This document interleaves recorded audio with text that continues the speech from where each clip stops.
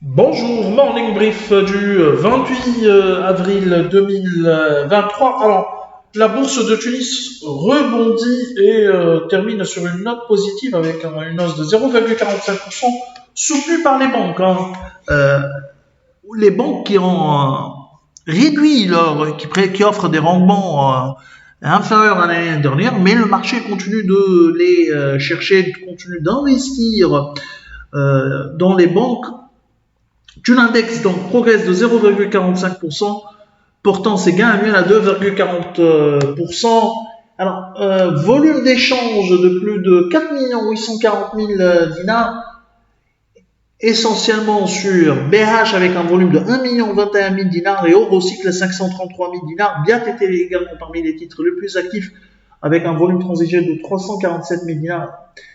STB termine la plus forte hausse avec des gains de 5,88%. La STB où il y a une rumeur sur le marché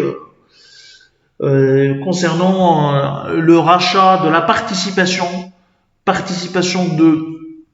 de 35% détenue par Groupama dans le capital de l'assureur.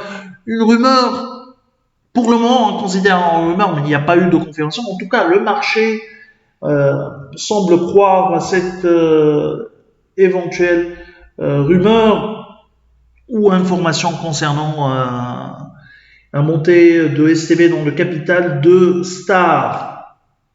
Quand il y aura une démenti ou une confirmation de cette information, on reparlera, surtout dans le cas d'une confirmation d'une telle information, on y reviendra avec un peu plus en détail.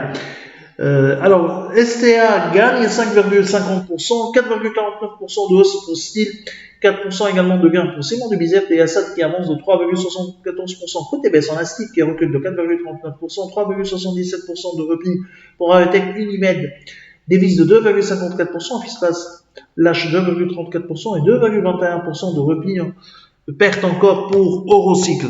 Alors, on a Simpar qui publie ses états financiers individuels et les comptes sociaux. Un résultat encore déficitaire, mais en amélioration. C'est-à-dire, elle a réussi à réduire son déficit. La société immobilière a publié un résultat net 2022 déficitaire de 2 331 000 dinars contre 2 millions de pertes. 2 814 000 dinars de pertes en 2021. Pour rappel, le chiffre d'affaires de Simpa a reculé de 10,7% à 13 11 000 dinars. Néanmoins, le résultat d'exploitation ressort en hausse de 46%, amélioration de la marge directe, une reprise de provision pour risque et charge de 212 000 dinars. Donc, un résultat net, une exploitation en amélioration de 46% de hausse, de 46% à 1 608 000 dinars. Toutefois, le coût de la dette demeure élevé, autour de 3 800 000 dinars, des réalisations globalement modestes, on les considère. Alors, on a une nomination d'un nouveau DG, M. Mohamed Anwar Ben Ammar, et d'un nouveau président qui est ancien, qui est M. Brahim Dabesh, ancien DG et PDG de la société du concessionnaire tunisien de la marque Volkswagen. Alors, je vous remercie pour votre attention. On vous donne rendez-vous pour mardi prochain, puisque lundi est un jour férié. Au revoir et bon week-end.